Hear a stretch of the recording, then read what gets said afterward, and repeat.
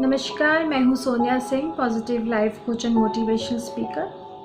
मान लीजिए कि आप एक बिज़नेस मीटिंग या इंटरव्यू से आ रहे हैं और वो आपकी लाइफ में बहुत इंपॉर्टेंट है आगे बढ़ने के लिए। आपको वो सफलता की ऊंचाइयों पर ले जा सकता है, आपके जीवन में बड़े बदलाव लाने की संभावना रखता है, पर वो बिज़नेस मीटिंग या और जो इंटरव्यू है वो उतना अच्छे से गए नहीं हैं। ऐसी जगह पर आप खुद में मायूसी का अनुभव कर रहे हैं, खुद को कोस रहे हैं कि हो सकता था मेरा इंटरव्यू अच्छे से चला जाता या मेरी बिज़नेस डील है वो अच्छे से हो जाती। ऐसी सिचुएशन से बाहर निकलने के लिए ही हमारा आज का टॉपिक है सेल्फ टॉक, जिसके बारे में हम आगे बात करेंगे। जब आप उस बिज़नेस मीटिंग या इंटरव्यू से घर आते हैं तो आपसे जुड़े हुए जितने भी लोग हैं आपका चेहरा देखकर समझ जाते हैं कि वो जो बिज़नेस मीटिंग या इंटरव्यू या जो भी ज़रूरी काम जिसके लिए आप गए थे वो अच्छे से नहीं हो पाया है। ऐसे में वो ये चीज़ महसूस करके आपके पास आते हैं और आपको सांत्वना देना शुरू कर देते हैं। ज़्यादातर लोग यही बोलते हैं कि देखो, जो हो गया होना था वो हो गया, उसे भूल जाओ, जीवन में और भी मौके मिलेंगे आगे बढ़ने के लिए। पर अगर आपसे जुड़ा हुआ व्यक्ति को ये बोले कि मुझे मालूम था तुमसे नहीं हो पाएगा, तुम वो बिज़नेस मीटिंग अच्छे से डील नहीं कर पाओगे या अपना इंटरव्यू नहीं अच्छे से कर पाओगे, कुछ तुम ऐसे करते तो मे बी ऐसा होता, तुम ऐसी करती तो मे बी उसको ऐसा होता, तो ऐसी जगह पर आप क्या करेंगे? बड़ी लाजमी सी बात है कि आप उस इंसान से दूरी बनाने की कोशिश करेंगे। आप उस इंसान से उस टाइम पर बात करना पसंद नहीं करेंगे। May be in the future आपके रिलेशनशिप उस इंसान से टूट भी जाए। पर अब सोचने वाली बात यह है कि जो मापदंड आप किसी और पर लगा रहे हैं वो आप खुद पर क्यों नहीं लगाते हैं। मेरा कहने का मतलब ये है कि जब आप अपने आप से नेगेटिव सेल्फ टॉक कर रहे होते हैं, खुद को एब्यूज़ कर रहे होते हैं, खुद को कोस रहे होते हैं कि मैं ऐसे कर सकता था, वैसे कर सकता था, तो आप उसको इमीडिएटली वहीं क्यों नहीं स्टॉप कर देते। अगर आपको उस बिज़नेस मीटिंग, इंटरव्यू या जो भी ज़रूरी काम था उसको सफल बनाने के तरीके आपको पता होते तो आपने वो पहले से ही कर दी होते, राइट। अब उस इवेंट या घटना को इम्पैक्ट करने से क्या होगा उसके बारे में वो आप इम्पैक्ट नहीं कर सकते, उस चीज़ को दोबारा आप अच्छा नहीं कर सकते, राइट। उस चीज़ के बारे में सोचने से कोई भी लाभ नहीं है, सिर्फ आप अपने आप को ही दुख पहुँचाएंगे, अपनी ही हानि करेंगे। तो ये बहुत ज़रूरी है कि हम नेगेटिव सेल्फ टॉक की साइकिल से बाहर निकलें, क्योंकि repeated negative self talk self doubt में बदल जाता है और self doubt over a period self sabotage का रूप ले लेता है। इसमें आपको किसी दुश्मन की ज़रूरत नहीं है, आप स्वयं के दुश्मन बन जाते हैं। आपका नेगेटिव सेल्फ टॉक कब एक लिमिटिंग बिलीफ का रूप ले लेता है आपको पता भी नहीं चलता है। इसलिए हमें नेगेटिव सेल्फ टॉक को जड़ से ही ख़त्म कर देना है। मैं आपको कुछ एग्जाम्पल देती हूँ जो ज़्यादातर लोगों के दिलों में चीज़ें घर कर जाती हैं।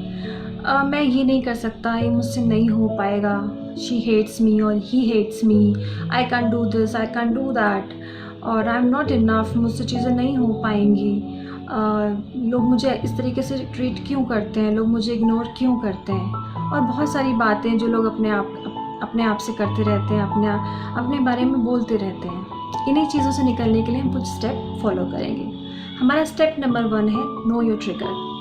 मतलब जब भी ऐसे कोई इवेंट या घटनाएं आपको नेगेटिव सेल्फ टॉक में जाने के लिए मजबूर करें तो ये बहुत ज़रूरी है कि आप उसके बारे में पहले से ही अवेयर रहें, और जब भी आपको लगे कि आप उस घटना या उस इवेंट में जा सकते हैं तो आप स्टेप नंबर 2 को फॉलो करें। हमारा स्टेप नंबर 2 है होलिस्टिक पर्सपेक्टिव। स्टेप नंबर 2 में आप अपने जीवन की अच्छी यादें, बड़ी सफलताएं और अपने खुशहाल परिवार के लिए किए गए अच्छे कार्य उन्हें याद रखें, ताकि हम न सिर्फ इमीडिएटली असफलता को देखकर बल्कि अपने जीवन की पूरी अच्छी यादें और अच्छे दिन याद रखें। फिर हमें छोटी सी असफलताएं इतनी बड़ी घटना नहीं लगेगी। हमारा स्टेप नंबर 3 है plan B. Having plan B मतलब अगर आपको ये मालूम है कि आपको कहाँ जाना है, आपका लक्ष्य है, तो आपके पास उसको हासिल करने का सिर्फ एक तरीका नहीं होता। आप हमेशा अपना प्लान बी रेडी रखिए। प्लान बी से मेरा मतलब ये है कि मान लीजिए आपने इंजीनियरिंग के एग्ज़ाम दिए हैं या आपने कोई भी एग्ज़ाम दिया है, कोई इंटरव्यू दिया है, वो अच्छे से नहीं हो पाया है, तो मायूस ना हो, आप उसकी प्रिपरेशन करें, नेक्स्ट टाइम उसको और अच्छे से दें और अच्छे से तैयारी करें, या आप किसी जॉब में प्रमोशन चाहते हैं, वो चीज़ें नहीं हो पा रही हैं, तो बाकी जॉब्स के लिए ट्राई करते रहें। स्टैंड बाय ऑप्शंस हमेशा अवेलेबल रखें। तो हमेशा अपना प्लान भी रेडी रखिए। हमारा स्टेप नंबर 4 है आस्क फॉर हेल्प। जब भी ऐसी घटना होती है या ऐसा कोई भी इवेंट हमारे साथ घटता है तो हम अपने आप को आइसोलेट कर लेते हैं। ये सही स्ट्रैटेजी नहीं है। आपसे जितने भी जुड़े हुए लोग हैं या आपके फ्रेंड्स हैं, उन सबको मालूम रहता है कि आपका मूड कैसे ठीक करना है, आपको कैसे खुश रखना है। हमारा 5वां स्टेप है सेल्फ फॉरगिवनेस। इसमें देखिए, आपको अपने आप को भला बुरा बोलकर, अपने आप को कोसकर कुछ भी हासिल नहीं होगा। ये आपकी फ़िज़िकल और मेंटल हेल्थ के लिए बहुत हार्मफुल है। आपको सबसे ज़्यादा खुशी और सुकून अपने आप को माफ़ कर कर मिलेगा। तो ये बहुत ज़रूरी है। ऐसी सिचुएशन में आप खुद को माफ़ करें और अपनी फैमिली के साथ टाइम स्पेंड करें और प्लान बी की तैयारी शुरू कर दें। देखिए, जाते जाते मैं सिर्फ इतना ही बोलना चाहूँगी, ज़िंदगी में अच्छे बुरे दिन आते रहते हैं। अच्छे दिन आँख झपकते ही निकल जाते हैं, और बुरे दिन कब निकलते हैं उसके लिए हम हमेशा सोचते रहते हैं कि कभी बुरे दिन जाएंगे।